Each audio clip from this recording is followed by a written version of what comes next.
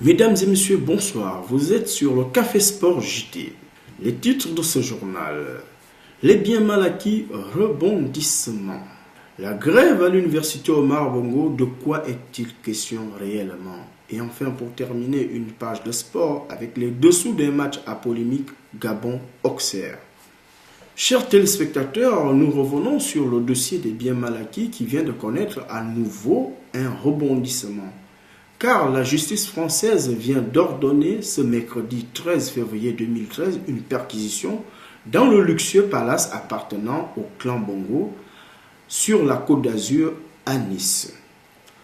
Il faut noter que cette propriété dotée d'une piscine et d'un grand parc est estimée à une dizaine de millions d'euros. La perquisition, qui a été ordonnée par des juges parisiens, a été menée par 2 enquêteurs de la police judiciaire de Nice, épaulés par des policiers parisiens de l'Office central de répression de la grande délinquance financière. Et rappelons à nos chers téléspectateurs que les biens mal acquis sont le produit d'activités délictuelles ou criminelles qui ont permis à la famille Bongo un enrichissement que leurs revenus ne permettaient pas de justifier. Ces juges parisiens ayant en charge ce dossier enquêtent notamment sur les conditions dans lesquelles cet important patrimoine immobilier et immobilier a été acquis en France par le clan Bongo et leur entourage. De cette démesure insolente du clan Bongo se reflète également sur le territoire national gabonais lorsque nous passons par des quartiers charbonnage et sablières et qu'on peut apercevoir de luxueuses villas vides pendant que le peuple gabonais croupit dans la misère. Il manque de l'eau à Libreville.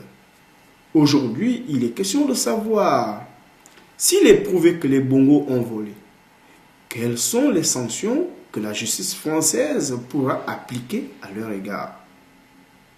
Cela nous ramène à la question de savoir à qui profitent les biens mal acquis. Depuis ce lundi 11 février 2013, les étudiants en Master 1 de l'université Omar Bongo ont observé un mouvement de grève.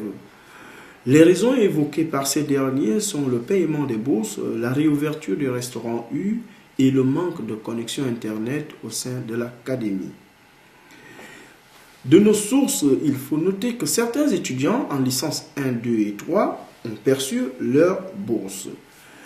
Cependant, la réponse des autorités administratives à ce mouvement de grève ne s'est pas fait attendre, car ces derniers auraient envoyé les policiers et les forces de sécurité afin de disperser les éléments grévistes. Un constat se dégage. Pourquoi cette différence de traitement au sein d'une même institution? Il faut rappeler à certains d'entre vous qui ne le savaient pas que les bourses et stages au Gabon sont désormais dirigés par une agence ayant à sa tête un expatrié non gabonais. Mesdames et messieurs, nous allons passer à la page sport de ce journal avec les dessous d'un match à polémique, le match Gabon-Auxerre. En effet, les Panthères du Gabon se sont opposés à la réserve de l'AJ Auxerre le 6 février dernier sur un score final d'1-0, but de Romaric Rogombe. Mais à la fin de cette rencontre, des questions se posent. Comment le Gabon peut-il jouer un match amical international contre la réserve d'une Ligue 2? Pourquoi le Gabon n'a pas un calendrier officiel annuel des matchs amicaux? Paulo Duarte est-il toujours aujourd'hui l'homme de la situation au vu des résultats sportifs? Comment le manager général des Panthères gère-t-il aujourd'hui l'image de notre équipe nationale, les Panthères du Gabon?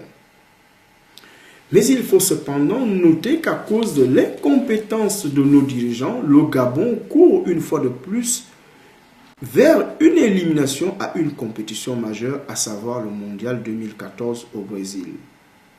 L'on se demande alors quelle est la politique menée par la Fédération gabonaise de football, quels sont les objectifs qu'ils ont assignés à la direction technique nationale des Panthères.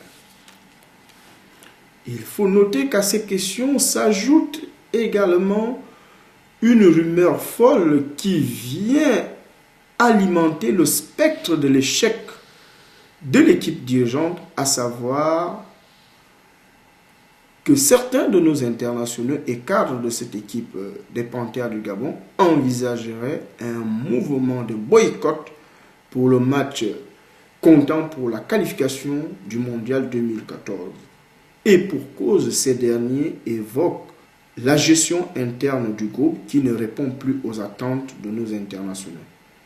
Une question se pose: où vont les moyens colossaux décaissés par le Trésor public à chaque sortie de notre équipe nationale des Panthères? Nous comptons sur la volonté des contrôleurs financiers gabonais afin d'élucider cet état de fait, car les moyens dégagés par l'État sont énormes et si les joueurs se plaignent, c'est qu'il y a bien problème. Mais sans plus tarder, nous allons essayer de vous communiquer quelques news émanant de plusieurs rédactions de nos confrères. Et de ces news, nous allons déjà saluer le retour de Bruno Ekole-Manga, international gabonais, au sein de l'effectif de Lorient, car ce dernier a passé 6 mois issu d'une blessure du premier match de Ligue 1 entre le FC Lorient et le Paris Saint-Germain. Nous saluons également au passage le 11e but de notre frère Pierre-Emerick Aubameyang de l'AS Saint-Étienne. Il faut noter cependant qu'un jeune international espoir est en train de s'illustrer au sein de l'effectif du Stade Malherbe de Caen, Monsieur Moussavou King Irondou. Ce dernier est en train d'aligner une succession de matchs avec l'effectif pro dans le championnat de Ligue 2 française. Nous ne pouvons nous quitter sans saluer la performance du derby nordiste qui a opposé l'Union sportive de Bitam et l'Union sportive d'OIM. Le score final de ce match était de 2 buts partout le week-end dernier au stade Gaston Péril de Bitam. Nous vous remercions d'avoir suivi ces informations et nous comptons sur vous pour nous retrouver très prochainement. Vous pourrez nous joindre sur notre page Facebook Café Sport JT et sur le numéro de téléphone qui s'affiche au bas de votre écran, le 06 65 47 10 90. Je vous remercie d'avoir suivi ce journal.